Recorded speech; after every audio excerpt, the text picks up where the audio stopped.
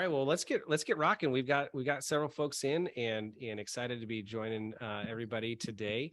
As we mentioned kind of at the top of the hour, we're in episode 2 of our series with PlexTrac and Echelon Cyber and Risk and Cyber, measuring your offensive security maturity. So we're walking through what does it look to have a mature offensive security program, both from a consulting perspective as well as an internal enterprise team perspective. So excited to kind of continue to share on this landscape. Today we're going to be talking about the most important thing, which is prioritizing your people. When we talk about hands-on keyboards, pen testers and threat emulators and everything related to an effective security exercise comes down to the folks doing the work. And you can only automate so much. And so the mental capital that goes into a quality offensive security engagement really comes down to the operators. And so with that, I'm excited to let everybody introduce themselves, because we have some high quality operators on the call and the webinar series with us. So I will jump to the next slide here. So I'm founder and CEO of PlexTrac. I am a former pen tester and did a lot of work in the AppSec space, application security space, and then started PlexTrac to help bring together all of the proactive engagements that are happening in environments, both on the consulting side and the enterprise side, to really be able to provide better collaboration on an assessment. So that's a little bit about PlexTrac if you're not familiar with us, but I'm the founder and CEO, and then I'll hand it over to Dan. Yeah, thank you, Dan. I'm Dan Desko, founder, managing partner, and CEO of Echelon Risk and Cyber. We do a ton of offensive security work. So on a consultative basis, working with clients of various industries and sizes all over the world. We're happy to be here. We're big time users of PlexTrac. It makes our reporting process so much more streamlined and simpler. Our clients love it. But we love to share some of our stories. And for me, this is my favorite topic is the people, because in the consulting world, our people are everything. So if we don't have great people, we don't have a firm. So this for us is front and center every day, and one of the biggest things that we're always thinking about. So really happy to be here talking about this topic. Awesome. Nick, you're up. Hey, yeah, I'm Nick Popovich. So I'm the hacker in residence at PlexTrac, and my background is I've gotten to play in a lot of different places. I was a soldier in the Signal Corps, came out and spent a time in enterprise and moved into security. And I spent about 11 to 12 years in a consultative security role as a pen tester, net pen, and eventually moved into practice leadership as a practice director. And then I got the opportunity to see what it was like being on an internal red team. So I've really worn a lot of different hats, especially in the offensive security space. And now I'm working over with PlexTrac, kind of providing that hacker's perspective. And since I've got that varied experience, I can have a lot of different voices with a lot of different perspectives. Yeah, awesome. Thanks, Nick. And then David. Hey, everyone. My name's David. I'm the managing lead for offensive security at Echelon. I think the fun elevator pitch that I like to tell everyone, I'm the emulated mob boss of a group of emulated criminals. Right. Similar to Nick, my previous employment came from the military, where I initially started off as a radio operator, similar in the Signal Corps kind of realm. And then I transitioned into a special operations cyber unit, where I got to do this stuff for real. Had a lot of good times doing that and seeing how like APTs actually function. Took that kind of leadership mentality that I learned from the military and brought it into the civilian world when I left. Worked as like a big 4 red teamer for their global red team operations. Had a lot of fun red teaming companies and corporations that are outside the United States as well. And left that job, came here, now work for Dan, Pittsburgh Dan, who's in Belize. And haven't looked back since. It's been fun. This is definitely a topic that we enjoy talking about internally as well. So looking forward to kind of chatting with you guys and seeing how we can help our attendees. Yeah, no, awesome. And thanks. And so for those of you that are in attendance, this is always meant to be interactive. We're going to kind of run through our agenda of the topics, but please do use the Q&A function of the webinar to insert any questions that you have. We'll be monitoring those and try to either answer them in line, or we'll also have some time at the end of the webinar to have a Q&A. And I will say this, we're almost to the end of October, which means we're almost to the beginning of November, or I guess kind of the middle portion of November, which represents Veterans Day. And so I just always like to extend a gratitude to those that have served, including Nick and David. Appreciate all of the service that you've done to our country. And, it's always exciting to be in this realm, because I think, especially in penetration testing and offensive security, you do encounter a lot of former military or folks that have a service background. So I'll just extend that on behalf of PlexTrac, and then, as well for our attendees. So. All right. So today we're gonna really talk about these kind of key topics around, what is the key makeup of a good operator within offensive security, and what makes a good team, and then how do you go about recruiting and hiring good talent, and then getting them on board and making sure everybody's on the same page. I think what we've experienced at PlexTrac when you have moments of high growth is really having a capability for quality onboarding and good experience from just treating your people well as the first time they set foot on the door, because you are spending a lot of effort and time and resources and money to bring these people to your company. So making sure you have a good onboarding experience and getting them engaged in your culture.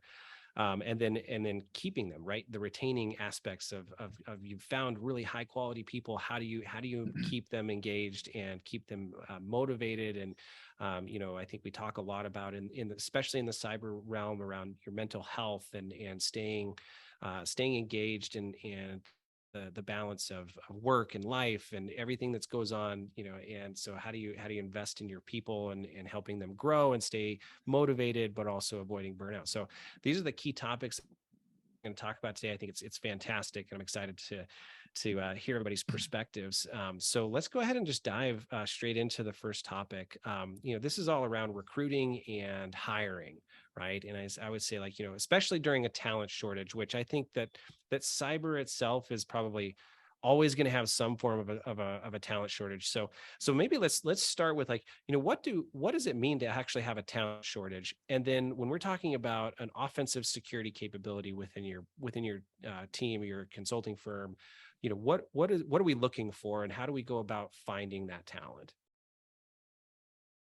Yeah, I think the fun thing to mention too about this is,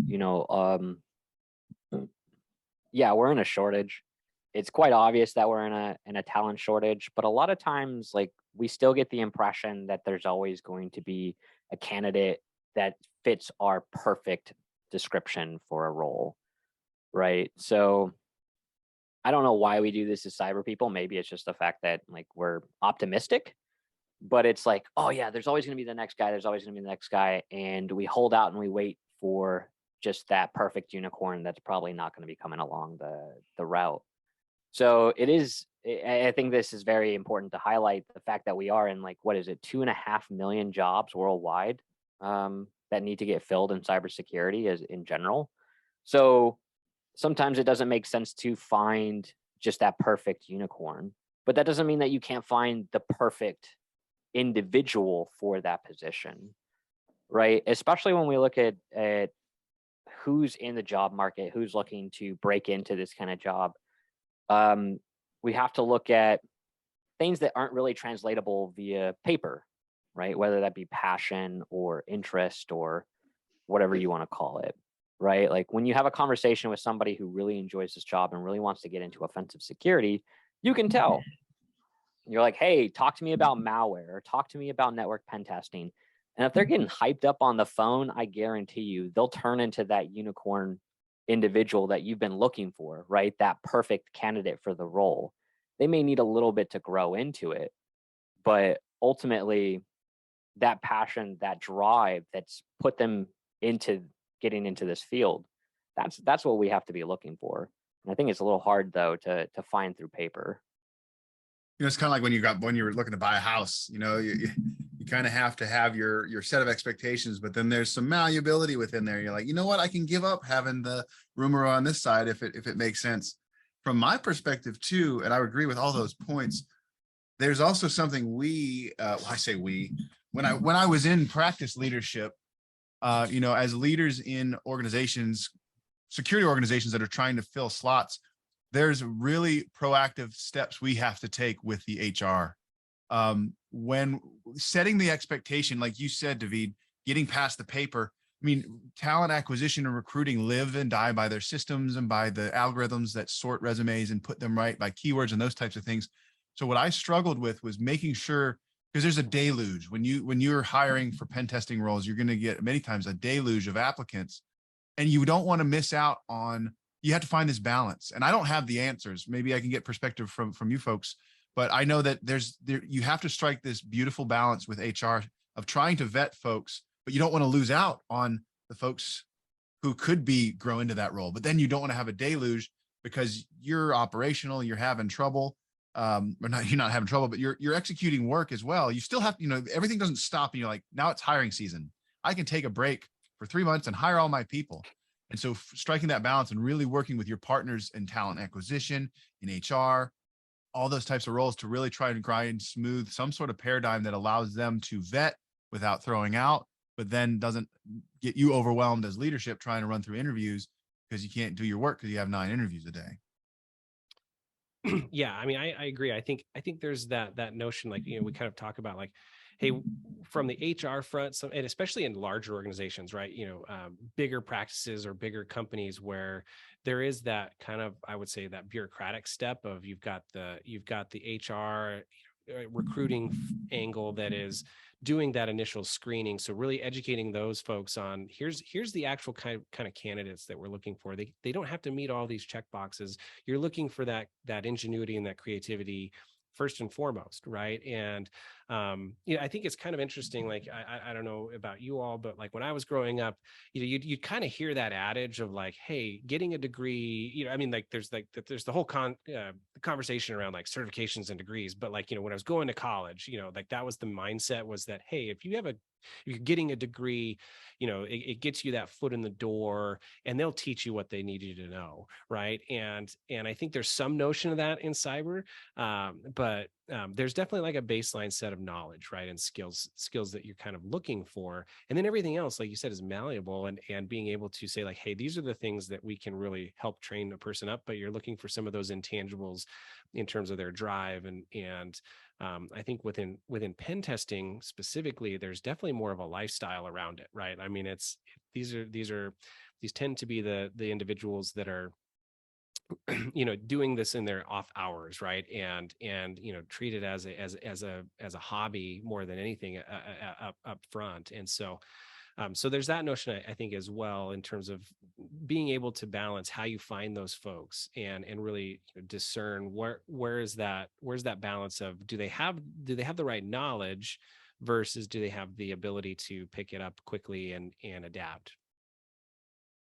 I would add on to that. I think there's such a shortage in some of the core skills that we need in this particular field that aren't being taught in most normal computer science programs or cyber programs, right? So if you think about traditional networking skills, and I don't mean networking as in like, go out and have cocktails. I mean like a Windows network and how OSI to model. operate.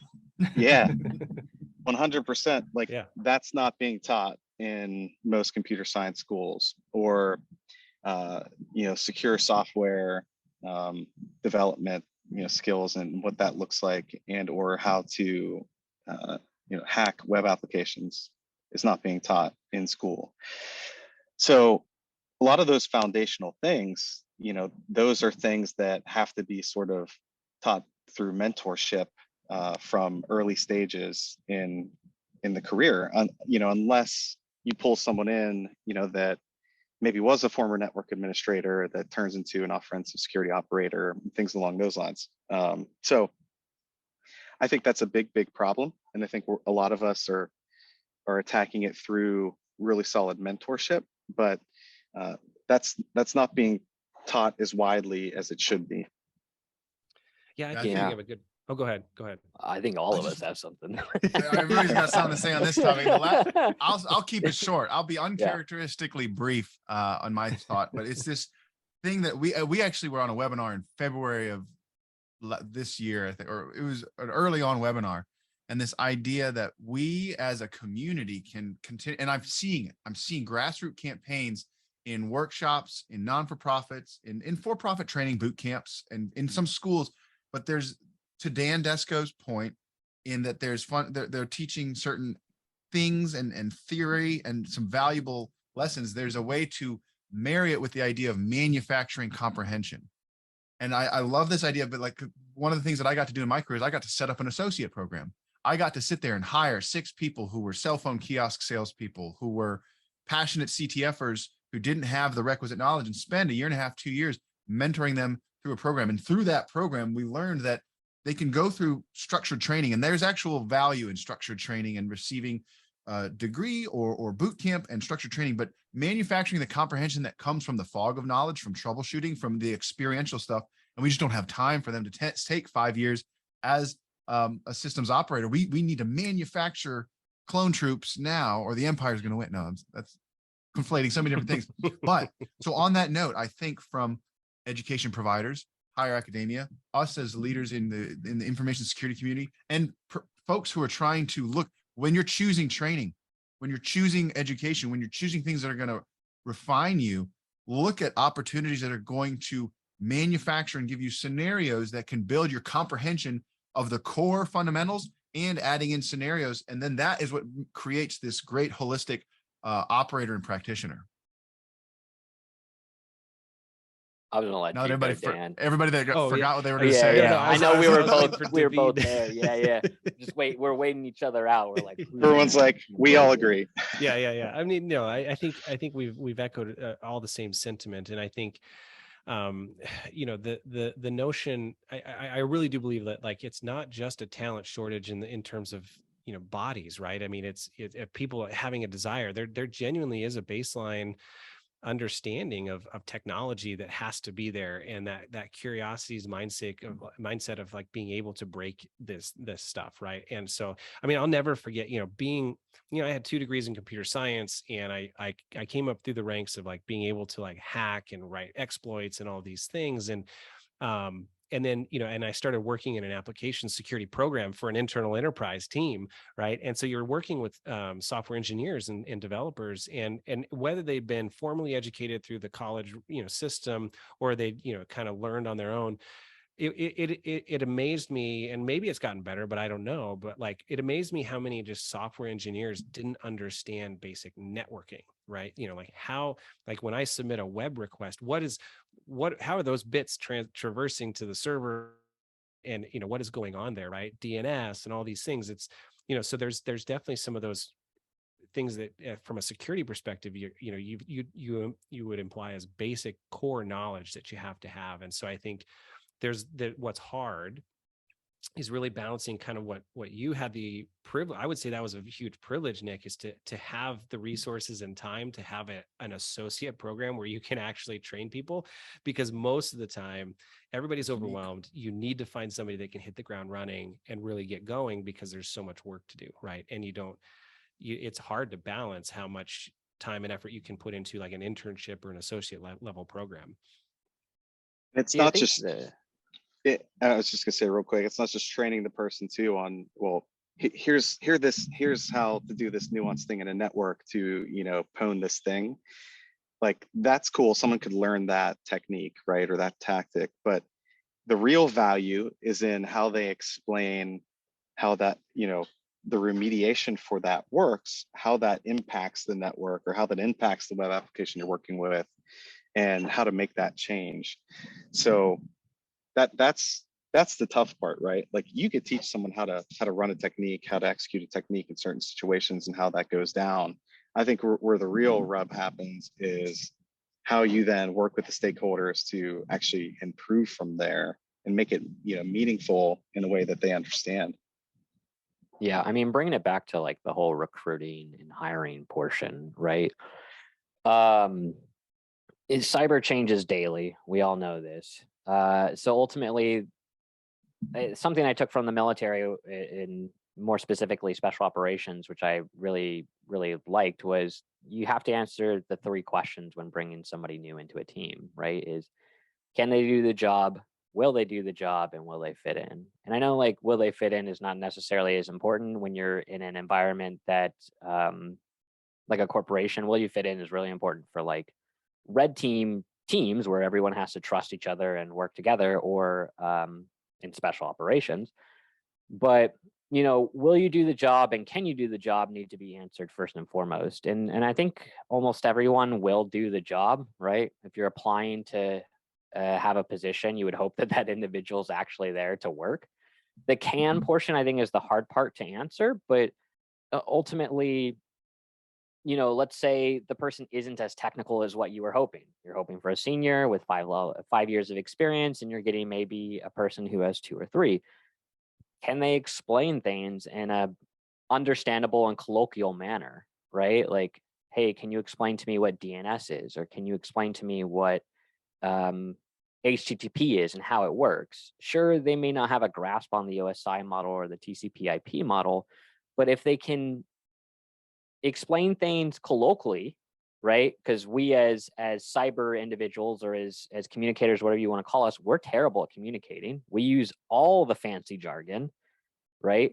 But if you can translate that fancy jargon into plain speak, the likelihood is that individual will be able to understand things at a much deeper level, because they're able to bring it away from the technical comfort and push it into more of the everyday speaking kind of thought process. Like, they'll be fine. So I think we need to stop looking at it as like, what do they have, where are they at, and more of like, how do we have them, or how do we figure out that somebody can actually do this job well by explaining basic concepts in a normal sense.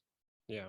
I think folks listening could really take heart then and realize that I think a good method to prepare yourself for interviewing would be to make sure that you have a firm grasp on significant portions of core technology tenets, and really start to test yourself. If you don't let academia feed you, don't let your 9-to-5 feed you, you feed yourself so that you can help manufacture that experience. And when you get the opportunity to interview, maybe you don't have the resume chops, but when I was interviewing people, I interviewed dozens upon dozens of pen testers and associate pen testers and whatnot.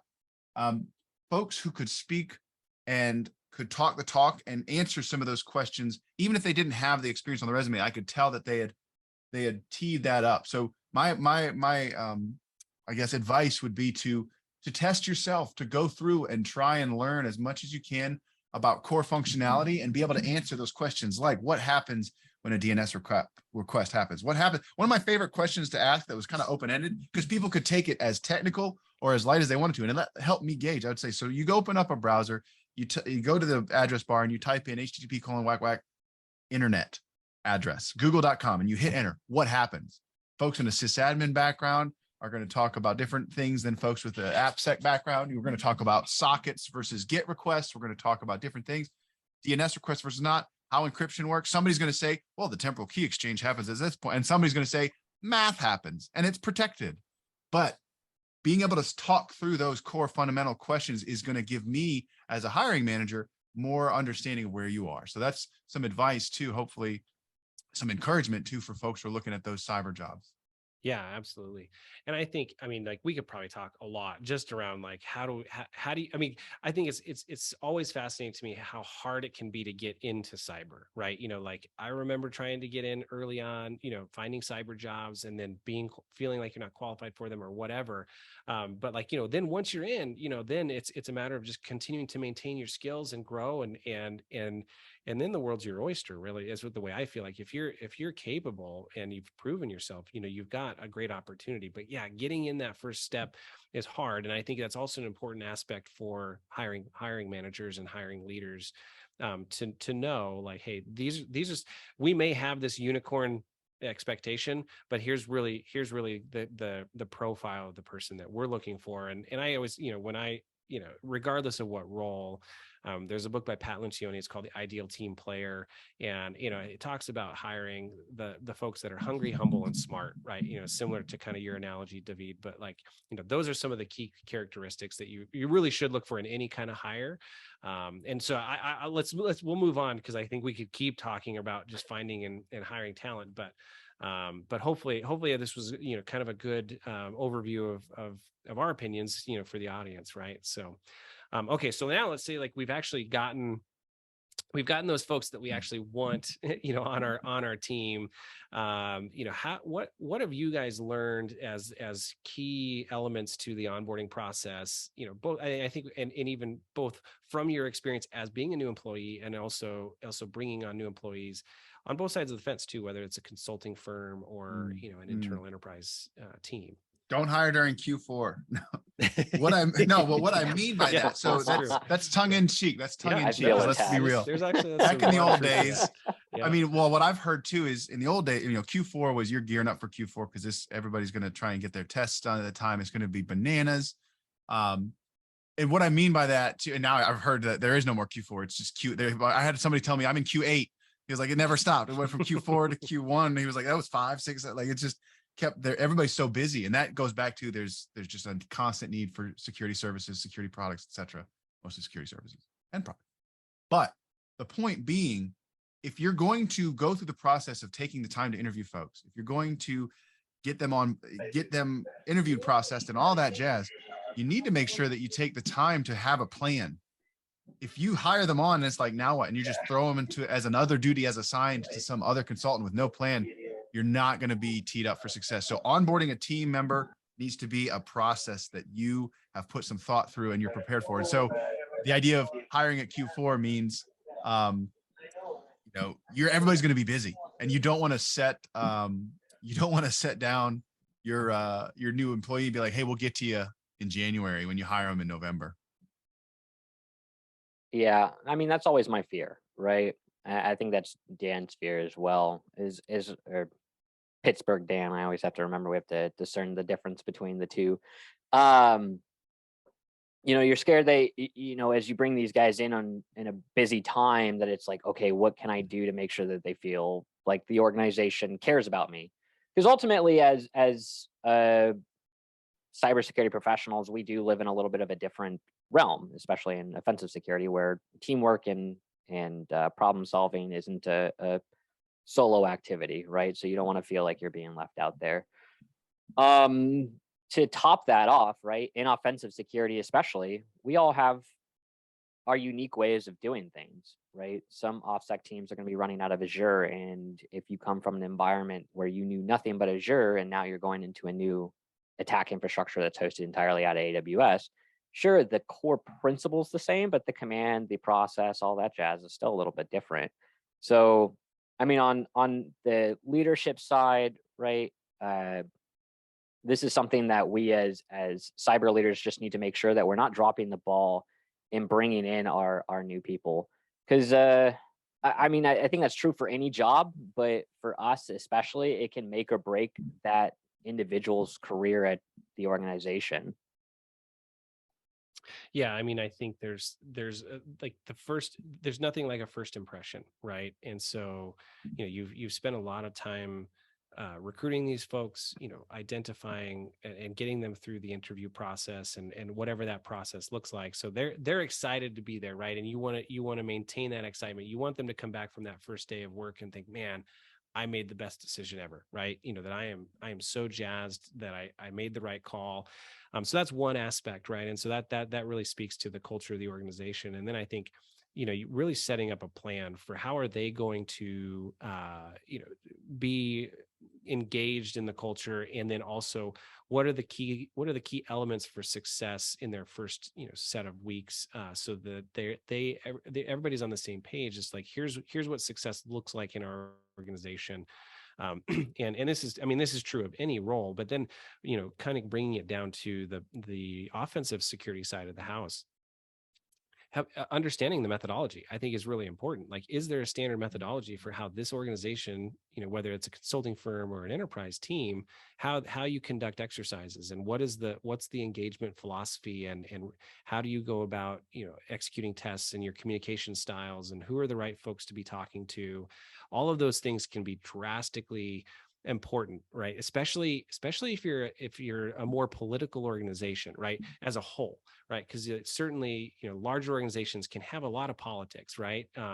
You as an individual team may not have that level of politics and kind of that corporate, an annoying corporate culture, but understanding who are important people to be talking to and have as advocates versus those that you need to kind of treat with white gloves, or to walk on eggshells a little bit. I think understanding the culture of the organization is really important, and then your communication styles to those individuals, and that's more from the enterprise perspective, right? And I'll let David or Dan opine on kind of like the consulting aspects of, I think shadowing is always a really important aspect for any, even if it's a seasoned veteran, from a pen testing perspective or a security perspective. Shadowing those exercises and those engagements is really important, just to understand, like, okay, this is kind of the general feel of how we do things here, right? Yeah, 100% agree. I think one of the things you don't want, right, is someone to come in and you just throw them on an engagement all by themselves. I can't tell you how many times I've heard that a lot of companies operate that way, where they come in and they're like, hey, I sold this project. Guess what? It's your problem now, right? And that's not the right way to do things. That alienates people, and it doesn't give them a good experience. And some people are up for that challenge, rightly so, but that's not the right way to do it. So the mentorship, the buddy system, getting them involved in engagements where they can shadow and work alongside a veteran of that organization to see exactly how you operate is definitely the way to go. 100%. Any other thoughts on, like, yeah, I've seen a lot of value from a very purely technical perspective. Just some advice for folks who are maybe looking at onboarding teams, and then folks who are working through this process of what you might be able to expect and be prepared for. I think some of the best things that I've seen in both consultancies and enterprises is Dan Desco earlier mentioned the understanding of being able to articulate how to fix things. I think so many folks get so focused on how to hack things and using frameworks, and even then understanding the manual methods and mechanics of taking and exploiting flaws. But then being a true security professional doesn't mean you just knock it down with a hammer. You talk about how you can fix it, build it up, patch it, etc. So one of my favorite things to do with newer consultants is work on either the retesting or validation. We had, there are places that have engagements where you have to go through and validate findings from automated tools and then find manual stuff. Being able to manually go through and take advantage of a flaw that a scanner found is a huge way to level up your understanding and comprehension of vulnerabilities and flaws. And so that also teaches you not just to rely on automated tooling. We don't besmirch automated tooling. We use it where it makes the most sense. So really, and so on your own, what you can do? You can take community versions of software that is meant to find flaws, and you can go through and run scans and start being able to articulate that. Then when you're talking about onboarding team members, giving them shadowing capabilities for sure, giving them old artifacts to review, valuable, but having them get operational and maybe even go behind flaws and be able to be able to articulate specifically what's happening and how to fix them is a fantastic way to get them busy, get them working, but also level up their ability. Because a lot of folks, I've had even seasoned folks who come in and I'm like, can you manually exploit this type of flaw without the resource of a tooling? And they can, if given the opportunity, but they never thought to. And that has helped them grow as individuals. So that's just a little nugget to think through. We have to think about the inverse of that situation too. So as security programs are maturing, we find ourselves running into more and more, especially on retests, things that the company or the client or the people are doing right that are now thwarting our attempts to do things. And I think so often as a offensive security professional and those, that I've worked with over my career, they see that as sort of failure, because they're not able to do X, Y, or Z. When in all reality, I think we need to get used to the idea of pointing out the fact that half of what our job should be at that stage is validating what that organization is doing right, and validating the investments that they've been making in their security program over the course of that maturation. So Ed Scotus, a decade ago, shout out to him, said, hey, whenever you find yourself in a pen test and you're in a situation where you're really light on findings, double down on, write down everything that you did that was unsuccessful, and talk about why, because that's where real value starts to come in. That's where people understand, okay, I've got a big security budget, and hey, something worked, right? And they could point to that specifically, because a lot of times it's hard, in the security realm, you're paying for things, and in the absence of something going wrong means that it's working. So if all's quiet, that means things are doing their job, which is sometimes hard to, validate or, say, hey, we need to keep spending, a couple $1,000,000 on this, right? So when you do that exercise where you do get the simulated, offensive attack, it's good to point out when things work and why. Yeah, I think that's great. I mean, a great analysis too. I mean, and like we've identified a key component of being what I would say is a top tier security professional is being able to communicate effectively. Right. Not everybody's going to do they're not always high quality, or at least comfortable in more public settings, or like, on that readout call. But if like you're good at a minimum, being good at just documenting and writing out, like, here's the risk, right? Because we're all risk management professionals at the end of the day, right? We're helping companies identify key risks in their environment, and then being able to help them show the trends that they're getting better, right? I mean, there's nothing more encouraging to me as a pen tester when I've like, from an AppSec perspective, I've tested an app and I found a lot of things, and then I come back 6 months to a year later and I don't find those things, and maybe I find a few more, but over on the whole,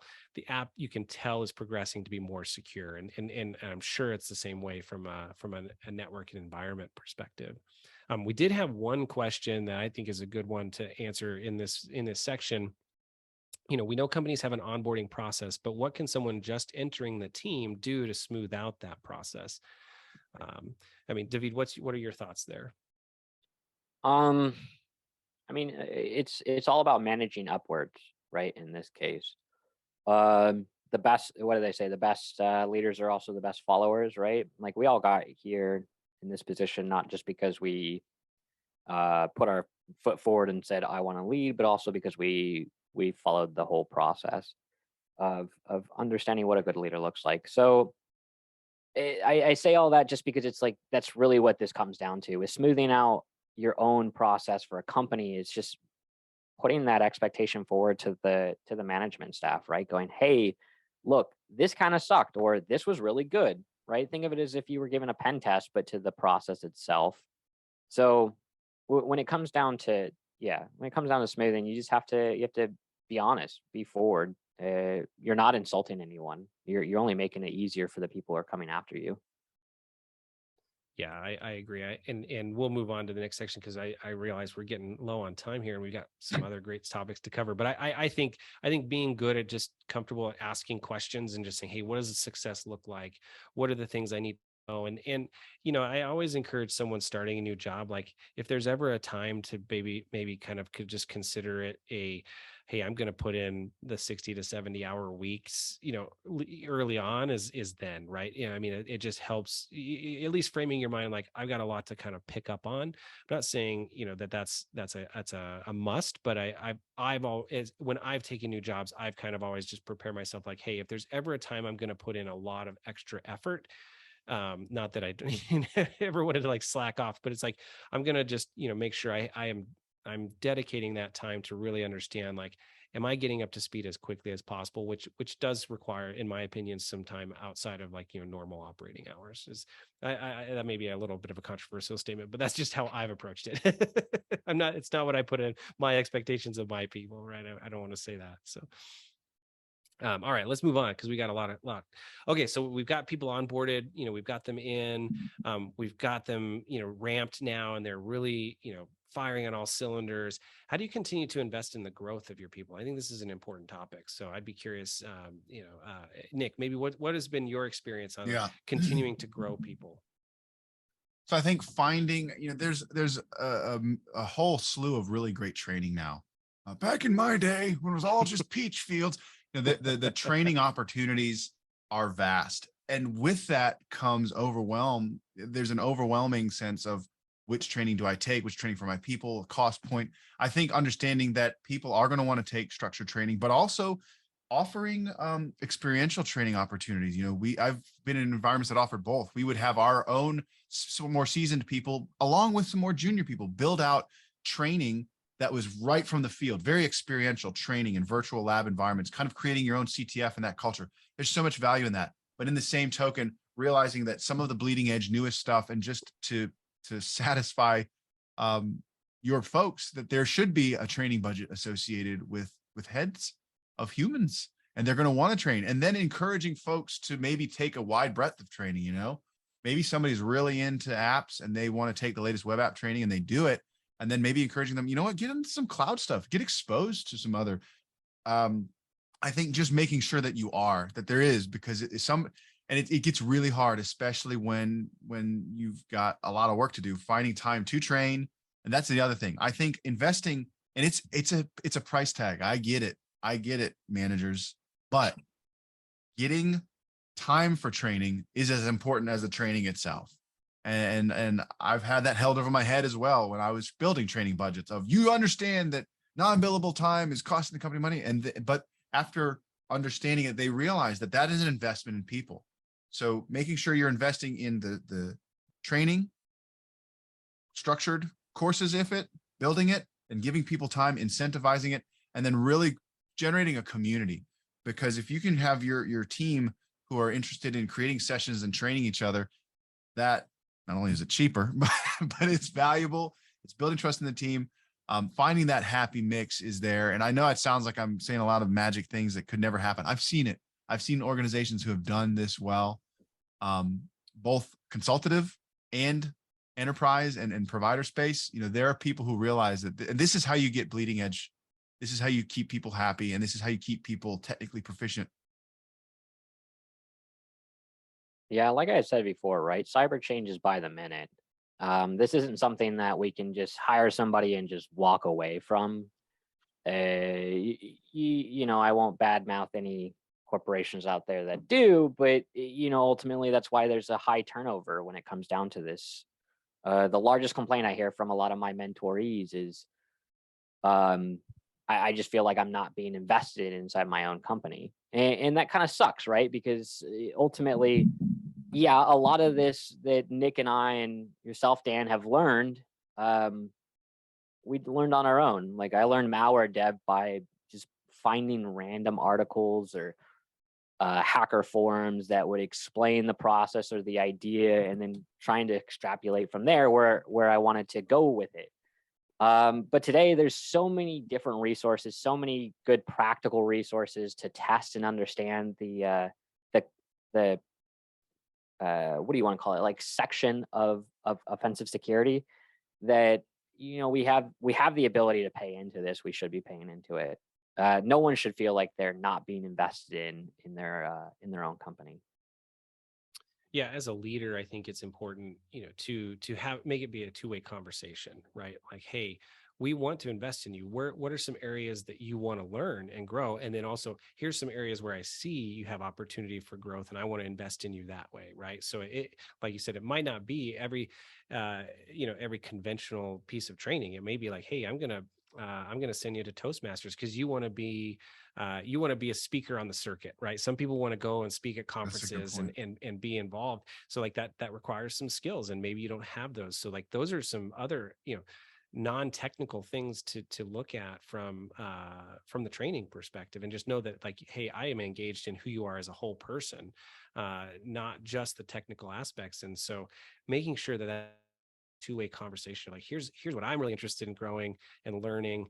Here's what I, as a leader, also see opportunities, and then let's figure out a kind of a training plan, whether that's like, sometimes when like budgets just aren't there, you can't, like, when I was in an enterprise team, you could, like, say, hey, especially in some of those economic downturns where training budgets are like the first things to get cut, you could still say, like, hey, but I'm going to give you the next 2 days, or I'm going to give you this next week, I'm going to give you time to actually train on your own, right? Do those free resources, or here's some things that I've done, hands-on kind of labs and stuff like that.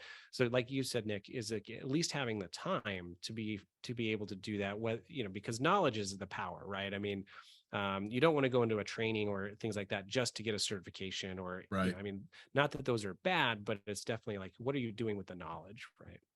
And there's a good point that I saw too, and it's true. I got the most energized going to conferences, maybe even not taking the training at conferences, being a part of the community, seeing the researchers, being down there, talking to like-minded folks. I always left conferences like, I'm going to go write everything. I'm going to write new tools and write new techniques. And this is amazing. You feed yourself. And so if you give the opportunity to have training plans, as well as in allowing and sending your people into those conferences, it's just a good, it's good for all around. Yeah. All right, I'll move on. I know Dan didn't necessarily get a chance, but I'm sure he's in alignment with everything that we've been saying. So, but yeah, so like the last one I think is also super important. I kind of alluded to it at the beginning of the session, but how do we make sure that we keep the mental health of up to par with our employees and ourselves, right? And then it's an important aspect of our industry specifically. And I can only I caveat this a lot. Like, I've been in cyber my whole career. I don't have a lot of perspective of like, hey, what's the burnout rate of like the finance industry, right? Or something like that. Good But point. I do know, I do know that the burnout rate in cyber is high, and that's why you see a lot of turnover, or even people just leaving the space. As many people are wanting to try and get into it, there's a lot of people just ready to get out of it. And so what are your guys' thoughts on how do we avoid burnout? How do we retain the talent? I could toss some ideas there. We recently had Echelon, which was our annual get together as a team, and we brought in a speaker to talk about the concept of the 5 balls of life. So you've got family, you've got friends, you've got your mental health, your physical health, and you have work. And 4 of those balls are made of glass, 1 is made of rubber. And we got the point that the work is the rubber ball, right? The other ones that are glass, you can't drop those because they'll shatter, they'll break. It'll be impossible to fix those easily, right? So for us, it's all about making sure that people understand, like, hey, when things get tough in your life, or when you've got a lot going on outside of work, know that you can pass the ball, right? Not necessarily drop the ball or throw the ball away, but you could pass the ball to someone else, right? And there's a team here to support you. And it's perfectly appropriate to bounce that ball over to me, or over to David, or whomever else, because you can't drop those other balls, right? That's irreparable. So we try to instill that line of thinking. So, everybody knows from the get-go that, look, if they ever find themselves in that situation and start to feel that, a lot of times it's not only just because of work, it's because of what everybody has going on in their life, right? Mm-hmm. It's everything in addition to it. So that's one thing that I would say I think resonates with us.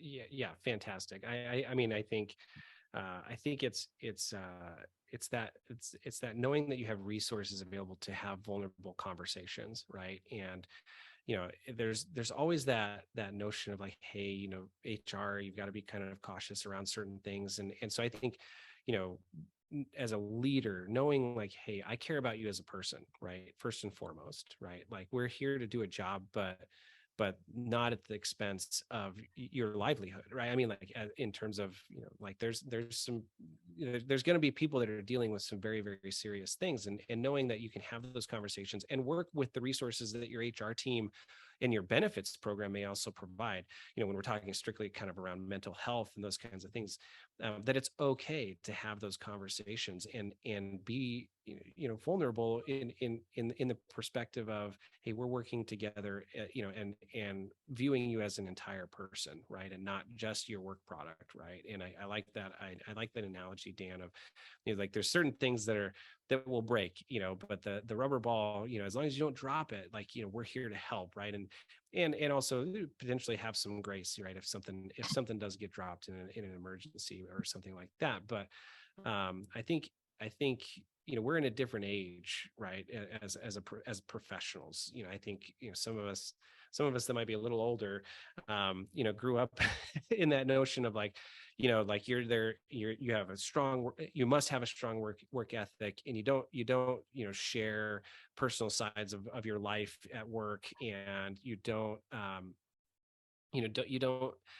therapy and counseling are considered kind of taboo, and we're just not in that world anymore. And I think everybody recognizes that, okay, it's important. Like, being able to talk to a counselor or a therapist is cathartic, right? And so whether that's a professional person or you have some other mentors in your life that you can share those kinds of things, and I've personally found that in some of my bosses, right? So I mean, whether I don't want to bridge, break any gaps of like what's appropriate at work and in HR stuff. But, I definitely have found that to be helpful, from just, like, hey, boss, you know what, I am really, really tired, right? Like, hey, like when I was doing a lot of pen testing, like, sometimes you get double booked, right? And you're like, man, this is pretty intense. I can't sustain this. And then you work together to figure out like, okay, where's the balance, and making sure you're taking time off.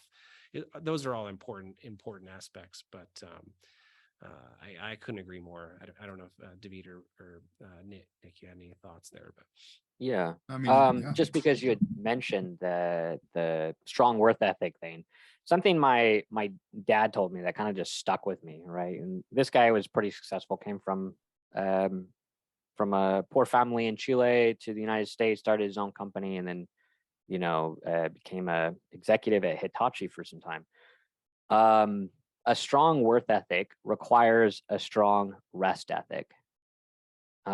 You cannot be at the top of your game if you do not take care of yourself and relax.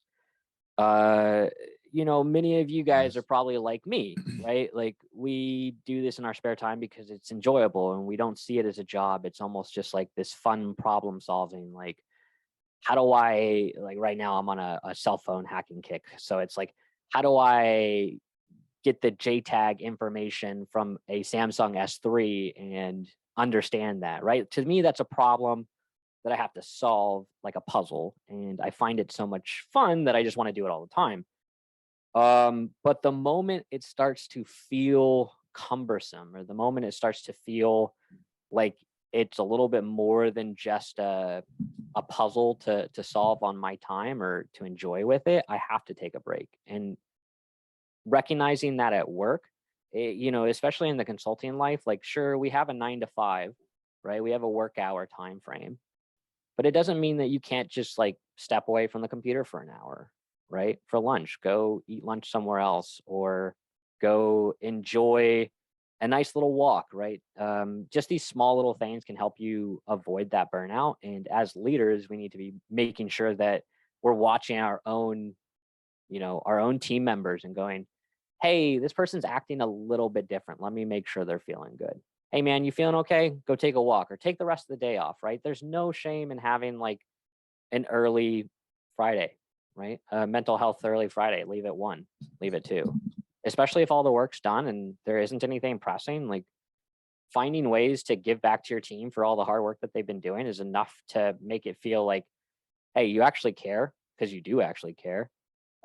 Your top talent's going to feel that you that you have their best interests in mind. So they're not going to be thinking like, oh, I need to split out of here because nobody wants to take my concerns to heart. From a leadership perspective too, I think they can marry together. We talk about talent retention and burnout and how integral they're connected.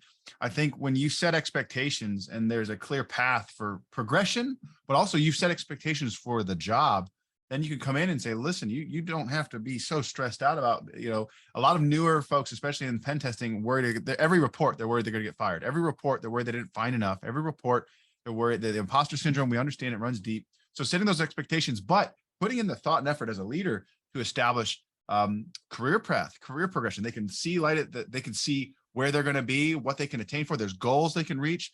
And you can also say, look, you're doing fine. Stop freaking out.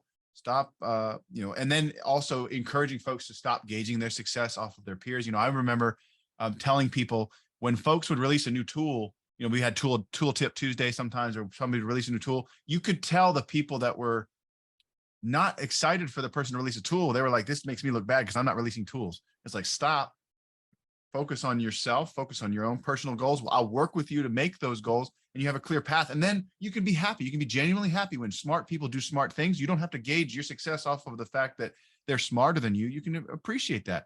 But what I can tell you that's the opposite is there is just, you hired a consultant and they're a consultant and like, what's the next step? What's my roadmap? And it's just, you're going to pen test and you're going to pen test. And you're going to pen test. There's going to be this mental barrier. They're like, well, what is this? And then when it's grind time, avoiding burnout gets harder when you haven't set expectations and had those comms. Yeah. No, I agree. And I think one aspect that maybe I'll kind of close the thought, and we'll see if we have time for maybe one or two questions before we have to drop. But don't like someone is also saying, don't compare yourself to, John Hammond or APT Big Daddy. And I'm not even sure who that is, but That's is that David? Okay. David's Sorry. yeah, see, I'm never going to compare myself to David, because just woefully short. But I think, being able to say like, hey, am I making progress? Right? Like compare yourself to yourself. And that's the kind of the notion of a growth mindset. And like compare yourself to yourself. Am I better today than I was yesterday? And what goes into that is actually taking time for yourself, right? And balancing, I know my limits, and I need to be able to communicate those effectively to my leadership. And also my team to say like, hey, if you start seeing me do this, right, call me out on it too, right? I mean, if you see me just like staying up till 3 a.m. every night, doing stuff and working, like that's not healthy, right? And so I think building that sense of community to watch out for each other is a good notion from a teamwork perspective. And being able to be vulnerable enough to share like, hey, I need to take a break, right? Or this is going on in my life, and let's rally around each other to help out, right? So, well, as always, the time has gone so fast with our friends, and so I want to open up. We got maybe like 1 minute to share if there's any questions that the audience would have. We had some come in on the Q&A side. Any other questions that anybody might have before we convene for this session? It's been fantastic. But going once, going twice. All right. Well, that means we either dazzled them or bored them to death. So I'm going to choose the former. But appreciate everybody that was able to join. We will stay tuned for our session 3 coming up here shortly. But it's a pleasure to spend time with you, David and Dan, and also as always, Nick. Thanks for all you guys' expertise, and look forward to joining you on part 3. Have a great rest of your afternoon, and we will we'll reconvene shortly. Hack the planet. That's right. Thanks so much, everybody. Yep. Great to see y'all. Thank you. Have a good one. Happy hacking.